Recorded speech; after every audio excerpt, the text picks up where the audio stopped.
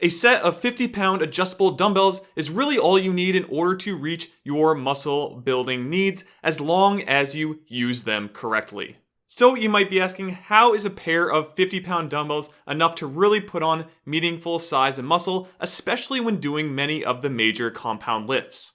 You are right in that it might not be overall that heavy a weight, but the goal is to have mechanical tension and fatigue to drive the growth stimulus, and then from there, use the adjustable dumbbells to progressively get stronger in your lifts to build on more size and definition. Now, when it comes to being an actual bodybuilder, yeah, you may need a bit more resistance than this, but if you want to just put on good size and muscle, especially within your first 1 to 2 years, 50 pounds is really all you'll ever need to get there, and then if you want to keep that size, that's all you'll need moving forward. So how I would train this is I would do the following. First off, you pick the weight to where you fail between 5 and 15 reps. If you're just starting out, figure out somewhere where you fail at around 8 reps and then work up to 15. Once you reach 15 reps, go back to 5 and then work up to 15 again from there, and repeat the process until you can do 50 pounds for 15 reps.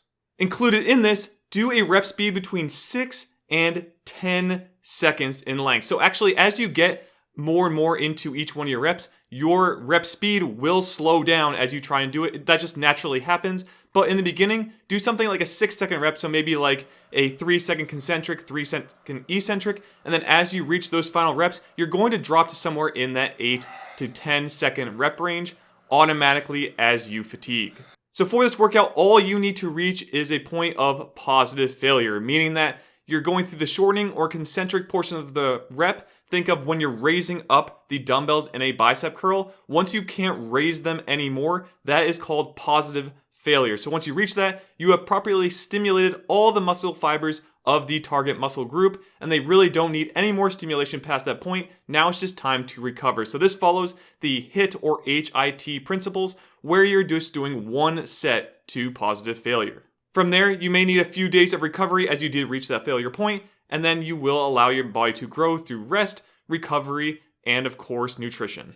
Now, the only caveat to this is exercises that require quite a bit of skill. Think of a squat. There's a lot of form, technique, and skill involved in this lift that you need to learn how to do before actually focusing on going to failure and the muscle building aspect. So in this case, I recommend doing 2 to 3 sets and just focusing on doing the form alone with less weight than what you do for your all max out sets. This way you can get down the skill and prevent yourself from injury down the future when you actually put in the failure component to your workouts.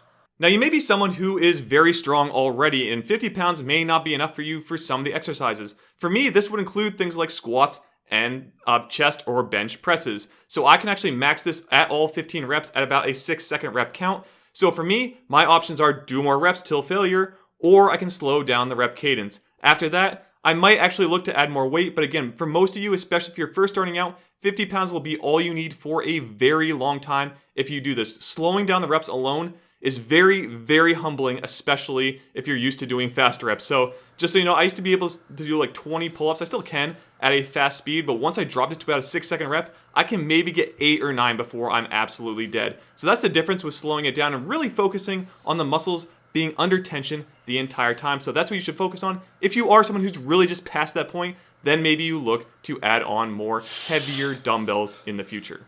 So here are some reasons I really love using dumbbells in my home workouts. First off, if you're using adjustable dumbbells like I am for this video, you will save a ton of space. And mine go from 5 all the way up to 50 pounds in increments of 5 pounds. So these are the Core Fitness adjustable dumbbells as of shooting this video. So those are the ones I highly recommend. They are about $400 or so as of shooting this as well. So that in itself is actually very cheap if you're looking to have a full rack of dumbbells that go all the way from 5 to 50 pounds. Not only that, but dumbbells are probably the easiest of all the fitness equipment to just kind of pick up and use for the average person. Yes, of course, there's still learning curves in there, but it's less intimidating picking up dumbbells than doing something like going to a barbell or even having a barbell in your home. That takes up a lot of space to begin with, but it's just less intimidating overall to pick up these pieces of equipment and just get ready to do your workouts. Also, I'd say the risk of injury is a bit less. You do need to watch out for your toes if you're dropping them or bailing on an exercise, but again, compared to something like a barbell, when you're going to failure, you can actually get out of this exercise pretty easily versus dropping an entire bar off your back or something like that. maybe you're doing like body weight and you're doing like a handstand or something, bailing out of that can actually be pretty scary. But dumbbells, you can literally just like put down on the ground once you get to a failure point. So overall, I think dumbbells are probably one of the safest things you can use. You just need to watch out if you're dropping them to not have them land on your toes.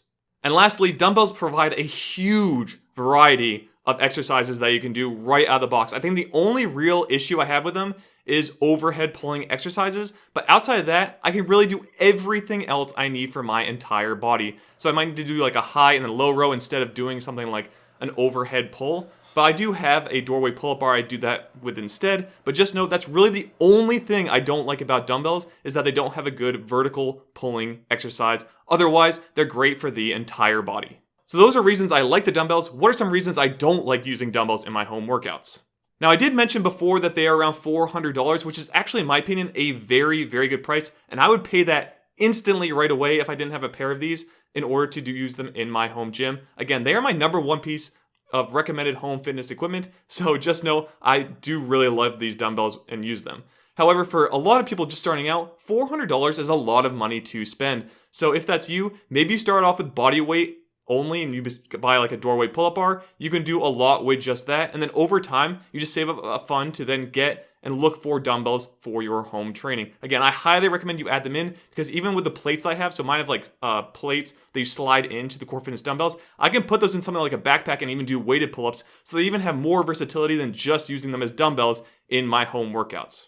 And of course, like every piece of equipment, there is some inherent risk automatically when using it. Now, dumbbells, again, their big risk is if you are using them and you're standing up and you accidentally drop them, or you drop them just in general, depending on the dumbbells you use, you have to watch out for your feet that they don't crush your feet when using it. So maybe you work out in shoes or something, or you, each time you use them, gently place them on the ground. My Core Fitness dumbbells, I do not want to drop on the ground because I'll probably break them. So I always place them back on the ground after I'm done with each exercise.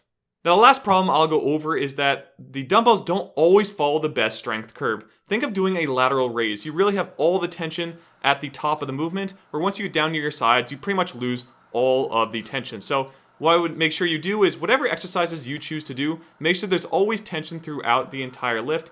Even if you are trying to go to failure and you're using a full range of motion, don't allow the full range of motion to get rid of that tension. So don't be fully locking out on things. So this is something that comes up a lot, that you want to fully lock out. I disagree. You don't want to have bone-on-bone lockout or like cartilage tendon lockout. You want to actually have the muscle still under tension throughout the entire exercise. So shorten it just a little bit. So you want to still go as close as you can to the full range, but still while keeping tension on the target muscle.